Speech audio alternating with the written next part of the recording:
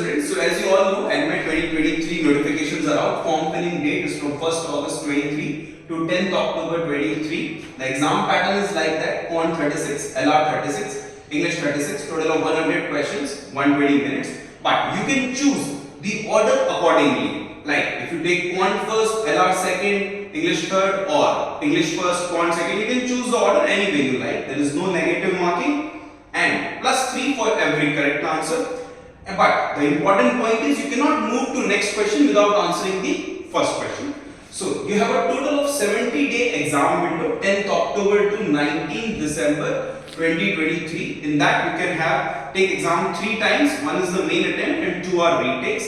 So the question that arises in every student mind is when to book a slot. Is that before CAT or after CAT? So my suggestion is before CAT the level of paper will be a bit easier. After that it will be a bit difficult, but don't worry, the scores will be scaled accordingly.